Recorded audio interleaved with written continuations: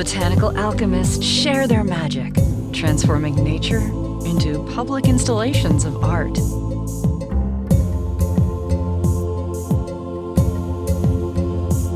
Ava Barany and Sarah Edwards have combined forces to surprise and delight hikers and shoppers with displays of elegance and artistry.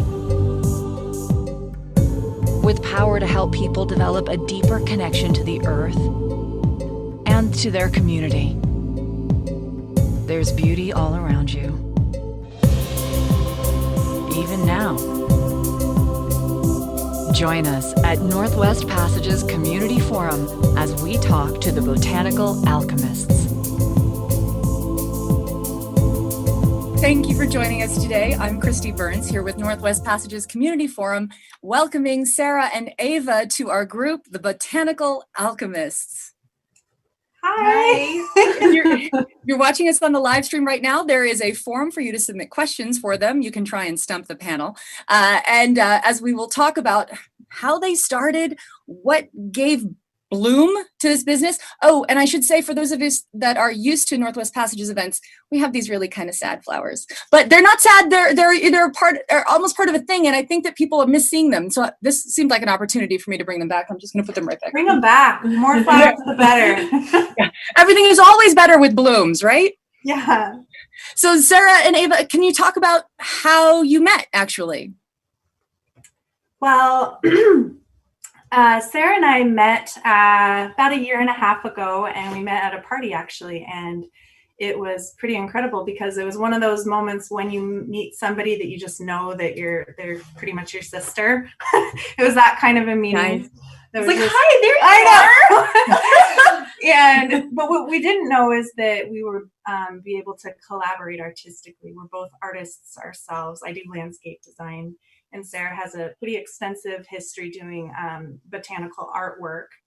And we started collaborating on some small things and realized that we speak each other's language and that we know how to make things together. And I'm a much more like big kind of size thinker, and Sarah can just hone in the details like nobody I've ever met in my life. So our two passions and two skills together works. Yeah, so you're not really florists, you're artists, and the floral business kind of you fell into it. Well, I've been making art out of nature and flowers for about 6 years, and mostly on a small scale. So making them in my house and sometimes outdoors, but I'll do custom imagery for people and things like that. And I had just recently, before I met Ava, made a connection with a florist who I made in town, who I made art for, and made this connection, which I'd been trying to manifest for quite some time, of getting flowers that florists would already be throwing away. So, these are flowers that are gonna go to the trash because they passed their prime to go out in a flower arrangement, as a florist. So sometimes, it's a bucket, and sometimes between the two florist locations, it's like 7 or 8 buckets worth of roses and flowers. So we're like, well, what are we gonna do with these? And we just, started making artworks out in the community. I think the very first one was over on Cliff Drive that overlooks the city. Kind of. Do you call it like flower bombing? Is that, It's kind of like that. Some people call it like that. You call it that. And some people, I know there's a big florist in New York who does big flower bombs in New York City where they like fill a whole garbage can with flowers that are like, or an old phone booth with flowers like bursting out of it. So it was a way, for us to enjoy what, just being creative together and to share it with the community, and started posting them online and kind of a little I Spy game, like, sure, where is this in town? Give little clues and have people go find it. And over time, just what was just for fun for us and a joy to do became something that people started to, request. And it gradually turned into a business for us. So the artists that inspire you, maybe aside from the flower bombing. I mean, I'm trying to think of where there would be a phone booth in Spokane. I know, right?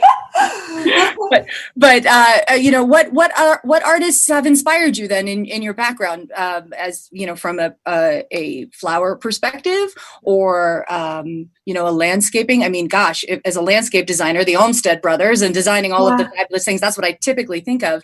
But what have been your inspirations? As far as nature art goes, the artist Andy Goldsworthy is, you know, an artist out of the UK who is very well known. He has multiple books published and is super popular. If you were to Google Andy Goldsworthy, you're going to find hundreds of images. And he did everything outdoors. Everything is outdoors, made out of nature. Just all sorts of things, from rock sculptures to ice sculptures. You know, he would take like thorns and weave leaves together, or just beautiful color gradations of leaf patterns and things. And so he's definitely probably the forerunner of, you know, what you might call nature art or land art. Some people call it when it's all outdoors. Okay. And he's definitely a huge inspiration for me and my art. And there's a handful of other artists who are kind of the forerunners of the newer kind of nature art that's smaller, creating little images like I do. Flora Forager is an artist on the west side of the state who is super popular on Instagram and social media, and she just makes darling little pictures. Sister Golden is another, you know, artist as far as the Instagram kind of online world that makes, she does a lot of faces that are just all out of nature and just gorgeous. Does social media? One of my favorites is James Brunt, and he's kind of similar to Andy Goldsworthy, all outdoors, and he's an artist out of the UK also. Well, the UK, they take their gardens very seriously. And what I was going to say about Andy Goldsworthy, something in this body of nature art that we're so inspired by, is that a recurring theme of it is the ephemerality of nature, and that it's always shifting, it's always changing. And as artists, it's very easy to get attached to your work. It's easy to want it to last forever, and there's nothing wrong with that. It's part of the human condition, but it's taught both of us so much about giving art for art's sake and not, I mean, you snap a picture of it, and sometimes we make more longer lasting pieces than others, but ultimately we're all going to go back to the earth, and art reminds me of that. And many of my artistic influences are people that build somewhat ephemeral art. So that's an element of it that I'm always very inspired by, and that we hope that we impart to other people when we say, oh, go look at it now, it's going to be the freshest now, but you know, and then you can look in days and watch it decompose and watch it go back to the earth. Yeah, though that's it's when we were talking before we went live about Rosita, your sugar skull, down off of Palisades Park. I was hiking there yesterday after the windstorm, still there. You know, she is on the screen. Not in full floral bloom, but still there, you know, and that art that lasts. But when you're talking about, you know, tracking different artists on Instagram, has that been an influence in some of your work? Have you been able to see more or experience? You have a lot of followers on Instagram. I mean, it is the cure for the doom scroll. You know, you go through there, you can't help but be happy when you look at all those bright pictures and all of the creations that you've made. So how has Instagram worked in with your business? I would say for me, Instagram has been wonderful. It's a wonderful place for an artist to have a portfolio. I have gotten incredible feedback over the years from people who have felt influenced by it, or people who felt inspired and they made their own nature artworks, which makes us very happy when other people. So being copied, you know, it's a form of flattery. There's not like some floral code, like, oh, you did that design, I can't mimic that. And I think in the time that I've been on Instagram, about 6 years, the nature art thing has grown immensely. It's become a whole new art form, essentially, that people are trying out, and some just for fun, you know, for your own meditation and enjoyment. and some as a business. And I think the other people who are out there having a business with it are inspiring to me. I see what they do and it's inspiring. I think I'm, online friends with a lot of those people, like that we talk online and we, we're aware of each other and we know each other. And some of us, hopefully meet in person someday and things like that and create bigger projects. We definitely think it's a really great environment for artists to support each other and just be in a great community of, artisticness that reaches across the world. There's people all around the world, trying their hand at this. I was going to say that sometimes what you're talking about, the doom scroll, like the world of social media can be a very dark place. And there's a lot of things to read to get really down on. And I like the idea, at least, I like to believe that what we put out in the world is mostly positivity. And if not just pure positivity, it's also like our way of grappling with a changing world and a challenging world, and that there are glimmers of hope, and it might come from us or it might come from other artists on Instagram, but it's got a lot of potential for good. So I like to focus on that. And potential for good. You both touched on something, the meditative quality of putting this artwork together. Are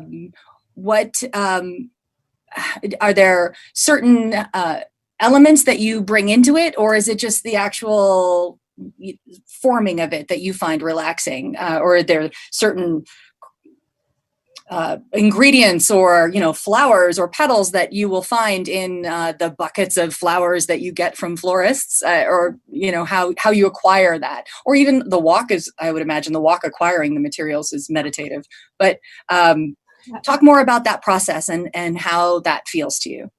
Well, I would say yes to everything you just said. A lot of it begins with just opening yourself up to the creation of Mother Earth in general, being outside, being in tune with our surroundings. And then once we start gathering materials, whether they come from the florist or we wild collect them out in nature, you start to really sink in with the colors that you have and the textures that you have. And as Sarah and I begin discussing an idea, a lot of times we don't really know what we're going to do. Sometimes we have a main theme, but I think it's always, you never very know how organic. It's going to unfold until you're doing it and you have all the pieces. And I think there's a lot of being flexible, as to like, you can always have a plan, but being flexible as to how that unfolds, or what we're going to do, or which and what the landscape is doing too, because sometimes there'll be topography to the landscape that will dictate what with the hummingbird that you referenced earlier, like that one has a large back because of the way that the earth was, but we knew it was going to go in that spot. And so it's really beautiful, actually. Once Sarah and I kind of get going, words stop. We stop talking after a while. And it's kind of always that way. And we just get in this zone. And that's what's been so beautiful to me personally. And I know to Sarah as well. It's like words sometimes, and we communicate with Mother Earth at the same time. And it's a very dynamic space that we enter. And I do find it meditative. I do find it also intense at times. Like it can be a different type of intensity of just being very focused in where you are and what you're doing. And it's a beautiful unfolding. Every time's completely different, really. Sure. Like, Did you both garden as children, or what is your earliest memory of flowers or landscape or hiking? I never asked you that question. I grew up in like the woods in Eastern Oregon, 20 miles from a small town. So it's definitely played in nature all the time.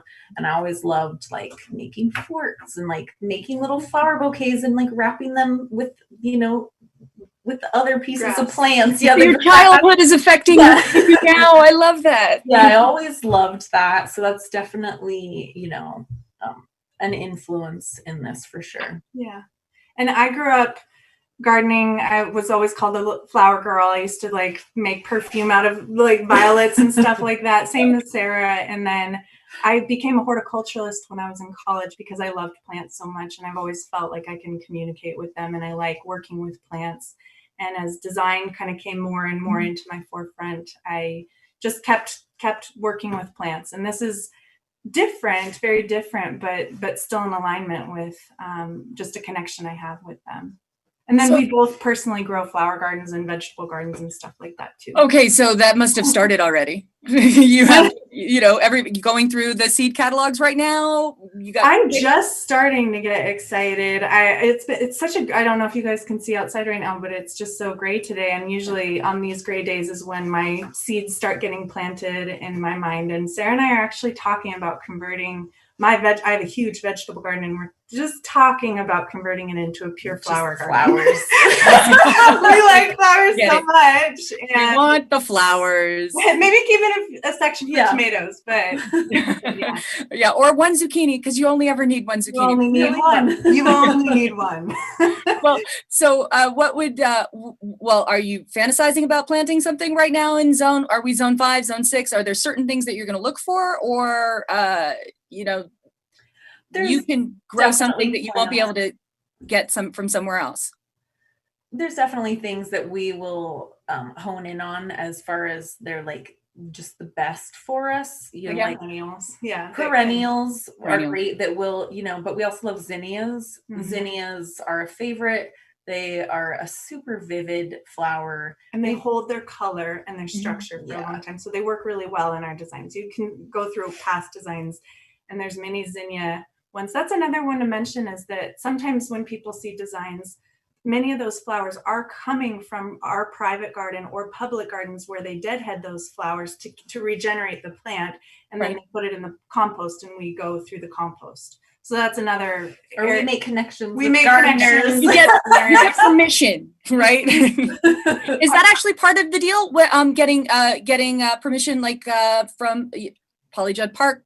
I mean, Well, at Palisades Park, we did think we were actually on park property. The first things that we made there, and then we found out, some ladies came and talked to us, and they were the owners. It's actually private property right there that they allow everyone to be on. It's not private property that you can't be on at this point, but so, we were making things, and they came over and like, oh, we thought this was the park, and like, oh, this is our property, but we love what you're doing. And so where the snake is and the labyrinth, that is private property. And we do have permission, from those women to essentially do whatever we want there with the rocks and the plants, within reason. They like what we're doing, and they like what it's brought to the community right there. It is kind of our most popular spot that we have made plate things.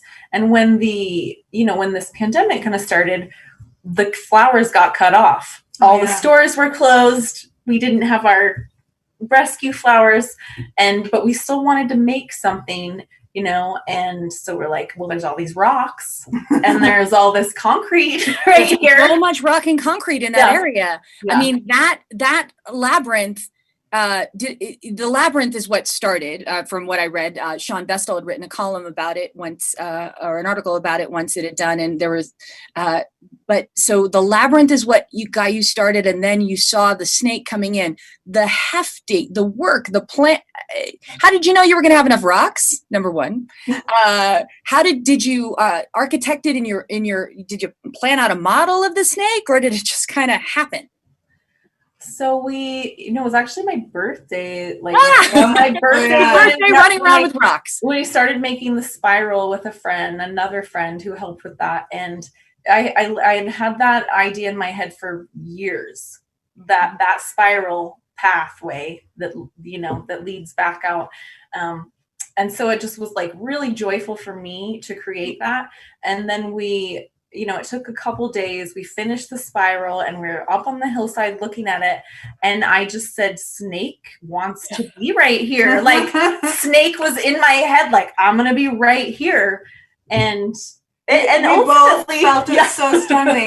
And a lot of the imagery, like, it sounds kind of supernatural, but a lot of the imagery that we choose comes to us. Like, we'll be talking and we'll have materials gathered, and it kind of gives us a pretty clear sign that that's what we're going to make. And snake in particular has shown up in both of our lives pretty regularly. And then through the art, it's come out we've made several snakes. Yes, And they're really powerful. We'd already made an indoor snake. It was kind of the first thing we made that we actually ended up getting paid for. That was the first one. Yeah. And that snake, things that we used in that snake have been recycled into a whole handful of other pieces that we've made. So we feel snake just like moves through things, and snake is a revealer of things that are kind of hidden, and mysticism. It can be, there's like a, you know, a sinister kind of nature associated with snake, but I think fear, anxiety. I think that snake can be like that, a revealer of things, and can be very beneficial, you know. And so that snake has just kept coming to us. We kept making that snake into new things. Even recently, we, you know, snake turned into something else. And that snake, it just feels. Well, what has been the most challenging project that you've undertaken to date? I mean, or been one of the most unusual requests? I've seen from your Instagram feed some fish, you know, birds are big, but is there the rainbow, the big, huge rainbow thing at River Park Square? I was going to say that once we started joining up with River Park Square, who have been really incredible supporters of our art. Yeah, you collaborated with some really cool businesses. Yeah. Many pieces for them. And what I love about it is that it really challenges us to go 3-dimensional. So many of our early pieces were 2-dimensional, and they're on the ground, best seen from above and enjoyed in person. But River Park Square has given us a lot of freedom and a budget to create 3 dimensions. And so beginning with the rainbow, I think was one of the most challenging to make a 3-dimensional rainbow that could be seen from all sides. There it is. And that was with non-fresh flowers. So that's actually out of silk flowers. And so the challenge was to create a piece of public art that could be suspended. So we built the whole frame thing that it's suspended in, and then be able to last and be viewed by other people and possibly interacted with. It had to be durable. And people thought it was real. Like real. We would sit in River Park Square across the way at the bench, and people would come up and smell it and touch it. and then I see another image of the cornucopia. So the River Park Square contracts have all kind of segued into each other, and each one that we do, we learn so many construction skills and chicken wire skills, for lack of a better word, and zip tie skills, like how we put these things together with non-natural things. Sometimes we have to, but the cornucopia came so organically. A real good friend of ours had a cherry tree come down in one of the storms, and he had to take out quite a few limbs of it. And we saw those limbs, and we needed to make this thing for River Park Square. And so that cornucopia became, or the cherry tree became the cornucopia that we then wrapped with grapevines and hops and ivy and all sorts of different materials. And we built that entirely from scratch, that cornucopia. We just started attaching some pieces together. So there is some like heavy duty zip ties and a couple of screws. But that's the only inorganic matter in there. It's astounding. Is there it sounds like there's nothing that scares you. And building that whole structure, and then we put out a call to local people if they had plants they were getting rid of, and it was in the fall, so we had some people donate beautiful things like there's squashes and pumpkins and Chinese lanterns, or those beautiful orange little look like paper lanterns, and they last for many years with that color, and beautiful dried hydrangeas that friends donated. And it becomes everybody's art. I mean, you're putting it together, but then it's you get it. And definitely so it was like a collaboration of people, and it was really so special because it felt like kind of this culminating just a symbol of abundance for us and our business and what we were creating, and I felt very proud after we made that. And it was also a symbol of abundance for the community during a time when you feel like you're losing everything and that you're being taken away, you're being able to go out and a lot of your normal freedoms. It can feel like a loss, but then when you shift your focus into what you have, you realize you have so much, and that we collectively have so much, and not to minimize anybody's experience, but to refocus that we always have something to be grateful for. And so that piece, I think, challenged us, but architecturally it challenged us, but in a really good way. And you brought up that we're not We afraid. do love challenges. We love challenges. Like that's always wanna we make get new like things. we get like crazy when we get a request or we get a project that we both want to do. We kind of just light up inside, and that's Like, ooh, what are we gonna do? very like organic for us. And we love the brainstorming process and the well, how are we going to do it? Because we'll have the idea, but then we got to do the how. So The thing that's been great about River Park Square is that we keep doing different things. And it challenges us to keep doing something that's different and not just, might be similar, but we do like to be challenged, because I think that's where you can really be pushed to grow, when someone asks you to do something versus what you just would do on your own. Well, which came first then within your timeline? I know that you got a Spokane Arts grant for, was that before the snake and the labyrinth, or did that come as a result of the work that you had already done? It was before. Mm-hmm. Sorry. I was going to say that the Saga grant that we spent last winter just really honing our application. We felt like we had something really important to bring to our community, and that we needed funding to do it. And then we received the funding just before the announcement of the pandemic, and right when it started happening. And it was quite devastating for us, actually, because we had planned this 4-part free to the public workshop series, and we had to then postpone it because we wouldn't be able to have people gather. So we still have that potentially being postponed. It is definitely still happening. It will happen. And it is free for everyone, because we want to share this joy with other people, and we want the structure of each workshop is, individual pieces will teach people about the art and the meditative properties of the art, and then do one giant collective piece together so that people can feel what we're feeling when we come together and combine ideas, and then have drone footage and stuff over it to take really great pictures of what Spokane can make. So that's been sadly postponed, but in ways it's been good because I feel like we've grown a larger audience in this last year than if we had started the workshop series last year. So we definitely have more people interested, more people who I think will come to the workshops when it's possible to have them. And speaking of workshops, it is worthy of mentioning that you were the artist in residence at the Spokane County Library in October of 2020, which resulted in 2 videos that are still online, one of which you're able to go through the process of building a mandala, the creation of that. And then there was this other thing with some flowers, but not like the flowers that you have, the big ones. The big ones. Because you do all this artwork, but again, there's a business under here.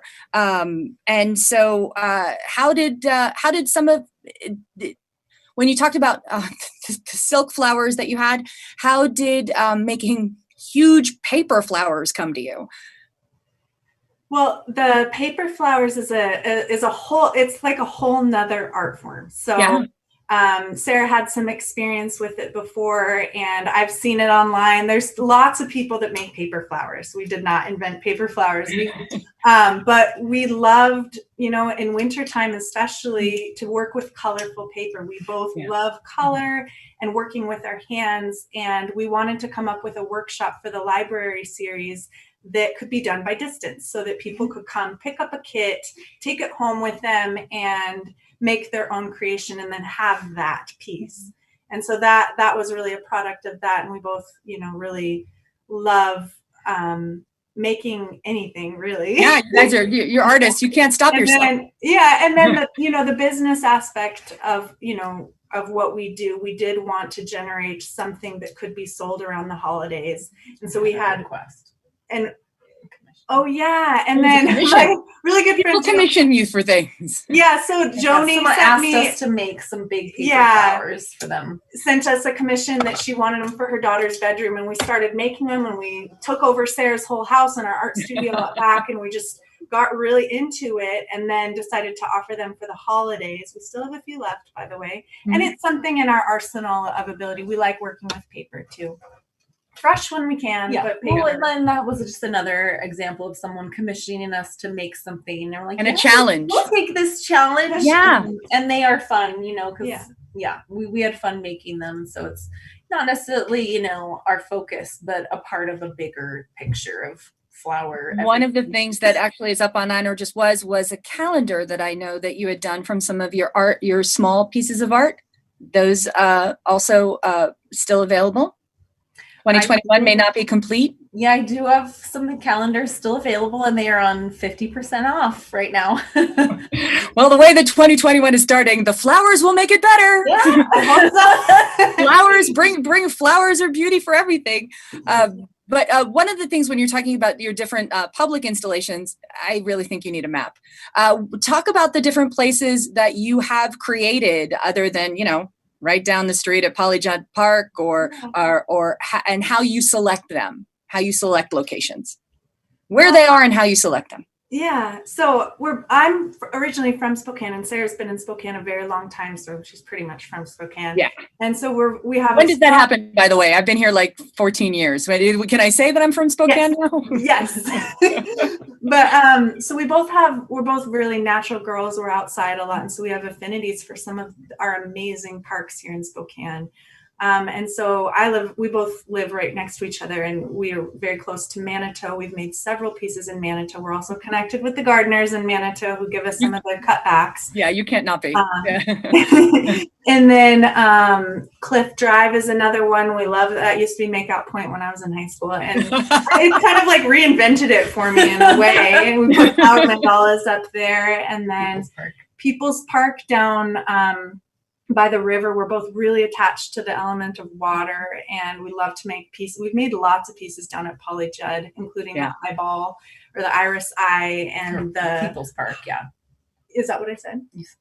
A bit. Oops, I meant People's Park. Yeah. And then, when you were talking about you leave clues, you'll take a picture, because the photography has become part of your business too as well. I mean, so the photography goes up and, you know, you throw a hint and people find it.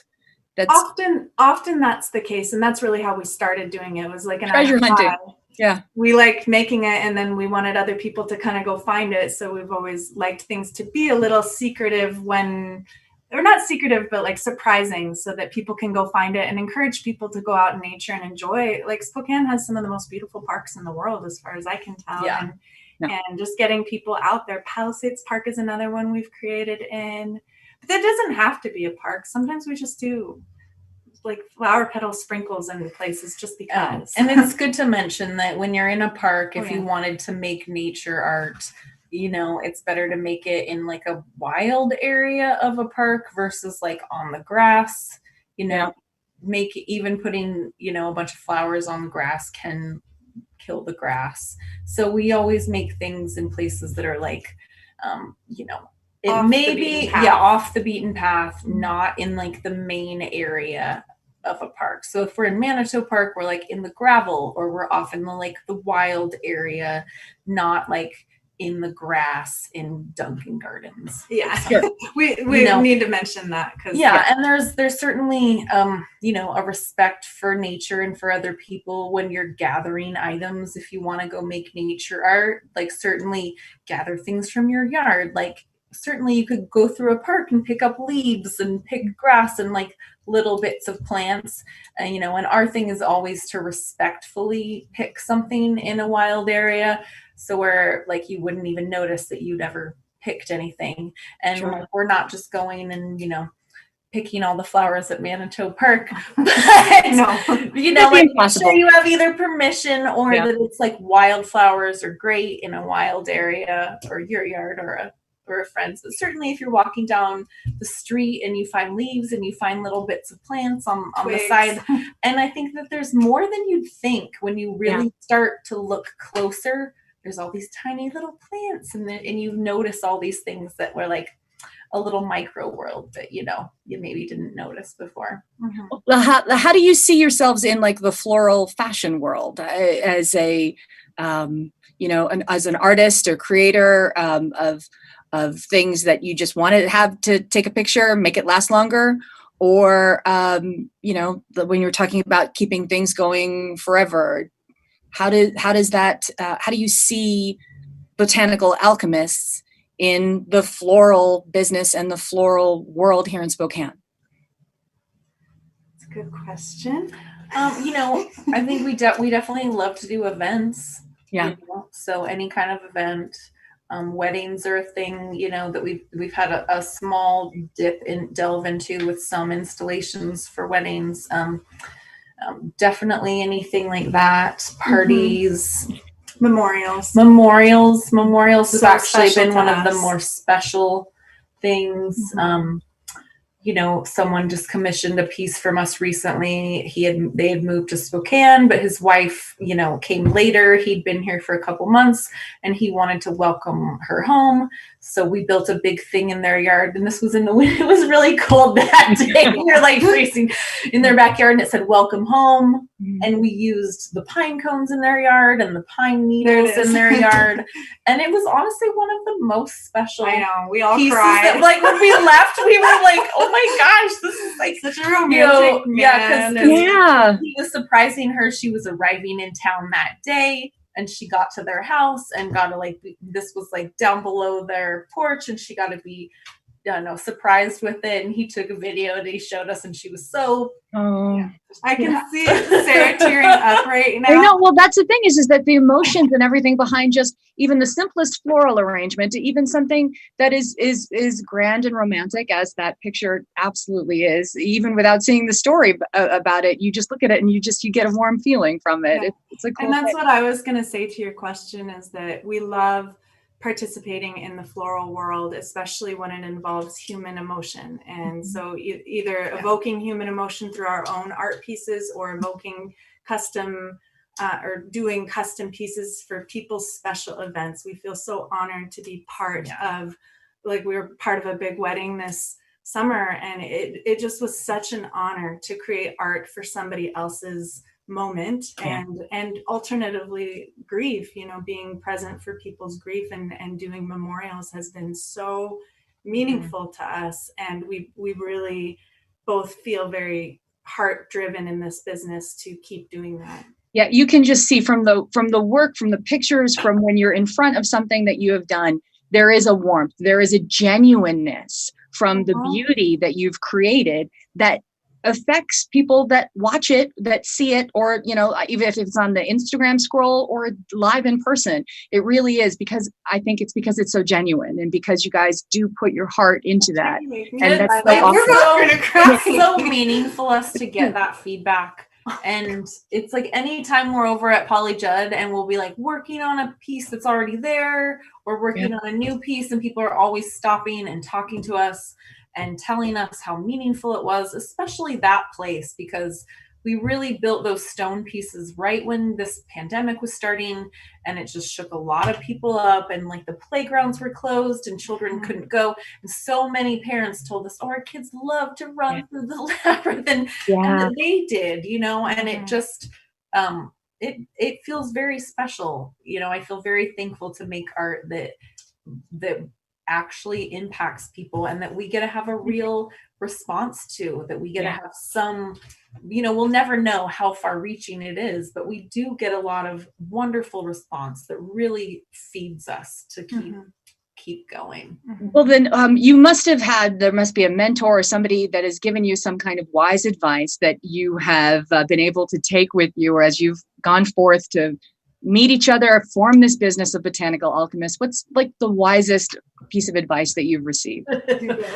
Yeah. I always feel like such a student of life. I've always very, very genuinely wanted to learn from life. I'm an avid learner, as is Sarah. And so I'm going to turn it over to her, because I think she has a really good you kind response. of posed this before we started. And, as I started to think about it, I was like, oh, well, who, but I would have to say Mother Earth. For me, like in this thing, this has so much to do with listening to the earth.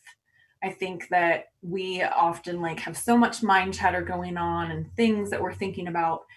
And when I do this kind of art form, all that clears away, and I stop thinking about things, and I'm present in the moment. And I think when you can get into that state, there are all sorts of secrets that Mother Earth will tell you. If you're listening, they're not in words, so to speak, but you can hear them, I think, if you're listening. And when you clear those other things out, I think there are beautiful messages from Mother Earth on how to be present and be in this world.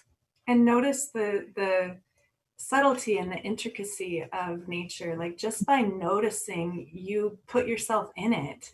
You are part of it. You are not separate of Mother Earth. You're an extension of her. And that I personally feel that she wants us to play with her and to spend time with her and to connect on whatever level we're able. And for us, that is through nature art. And I think many people have found that too. Well, the nature art that you bring to Botanical Alchemists, or that you have created, is really, truly special and beautiful. I would be remiss if I didn't mention the current Lotus Chair that you have built at River Park Square. And I believe there, you can be, commissioned or hired for Valentine's bouquets. But talk a little bit about the Lotus Chair and what that's doing down at River Park Square. Well, the Lotus Chair it's meant a challenge. It was a challenge. Yeah, it was a challenge. January is Wellness Month, and they wanted something where people could take photos that was, interactable, but not sharing too many germs. So you're just sitting in a chair, and it's a really beautiful piece made all out of wood. The background is made out of wood, and we use chicken wire and a bunch of old stumps and twigs and stuff to put it together. And then it is filled with silk flowers, so it will last. It's just meant to be a spot where you can sit. And if you want to take your picture, you can. And if you do take your picture, you can participate in our giveaway right now until the end of the month. Yeah, till February 1st at 10 p.m. If you take a picture and tag both us and River Park Square in it, you'll be entered on Instagram. And it's kind of segueing into, we have 11 commissions at River Park Square this year, and each one will be completely different. And we're really excited to bring that to the community and to show you what we got. We love the challenges. Yeah. Well, I love the River Park Square for giving us the opportunity to be so creative and just be right in the public eye. Yeah, it's been really cool. Spokane believes in you, and Spokane wants to see more of you. And I'm so glad that you were able to share with the Northwest Passages audience today some of what your mission is. Thank you so much, Kristi. It's been so nice talking with you, really genuinely. We're really enjoying it. Thank you. Likewise. Have a great afternoon. Thank you. Thank you. Thanks for joining us today. All of our videos and discussions are archived on our video site, which you can access for free. If you feel compelled to buy a ticket, please take that cash and instead make a contribution to the Community Journalism and Civic Engagement Fund via the Inovia Foundation. We appreciate your support.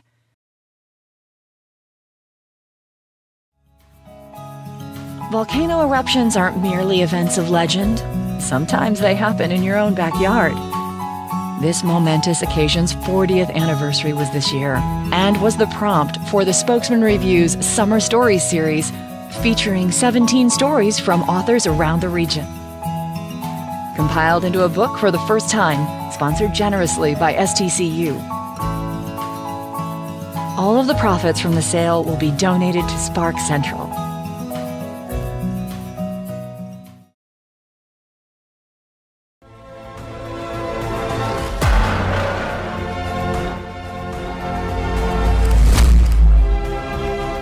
He put a ball in my hand when I was like 2 years old. So by that time I knew, I was like, yeah, basketball, like I'm going to play this for a while.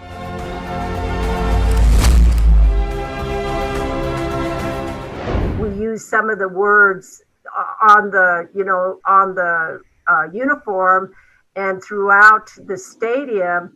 And I think for us, it's important that the people know that the Spokane people are the original people of the land. And if we just say, you can't do that, you can't do that, you can't be here, you can't be that, it's like we're erasing ourselves and trying to erase that we are part of that land. Darn squirrels, I tell you, if they're eating your bulbs, hot sauce really helps. And you squirt it on there, and when the squirrels take a bite, you can hear them go, "Ahwa!" and shoot across. It was great to see them. Okay, so loneliness has been shown to have comparable effects on health as smoking 15 cigarettes a day. Get out. Yes. Recent work has shown that the health impacts of feeling lonely over a long period of time are as detrimental to physical health. So it impacts cardiovascular health, immune system functioning. Here at you, 20-10 last year at St. Mary's, which is a pretty tough place to play. What happened that day? What'd you have for breakfast? What happened that day? My mom was there. She's my good luck charm. So she was at the game, and just knowing that she's there, it's just special to me, and I like to make the most of that. So it's all her.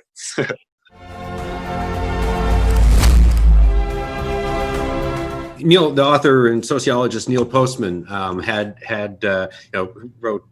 wrote this one essay on BS. Presents what he describes as Postman's second law, and that is at any given time, the source of BS that you have to be most concerned about with is yourself. As we get a little older, and as we get a little bit more maybe set in our ways, and also as we get a little bit better at defending our beliefs and arguments, we become more and more set, because we can always find ways to convince ourselves that the thing we believed before we started looking into it is true.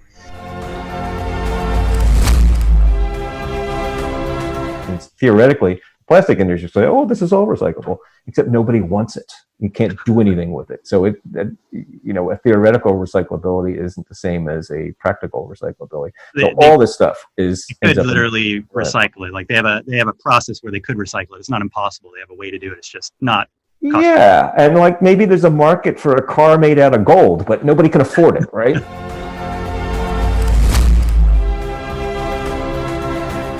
So, that is oftentimes something, or like an attribute that's used to denigrate millennials, that like, oh, they expect a trophy for everything.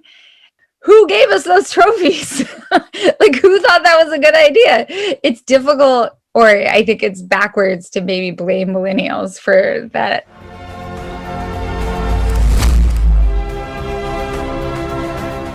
I think in the end, always with these sort of comic memoirs, you want to make sure the person who comes off worst is you, so that the foibles are your own, that everyone around you is relatively reasonable, and they're going, oh, come on.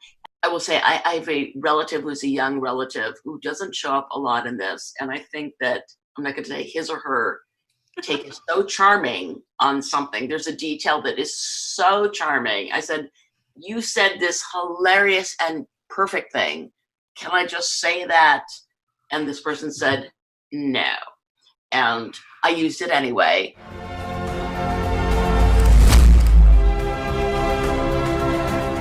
Cool. So Tom wants to know if you've ever planned on doing a collaboration movie with your dad, and does he ever give you advice on your book? No and no and no, because we're completely different animals. Mm-hmm. I've always wanted to work with him. The problem is we're so different in so many different ways. I'm a horror, science fiction, military guy. He's a straight up comedian. Let me just tell you, for somebody who's not even convinced at that point he's real, because literally nobody has met him, to see in your email, his name is like, oh, this cannot be. So you open it, and he thanks me and everything, and then just mind-blowing, he goes, what would you think if I drew your strip for a week? And I was like,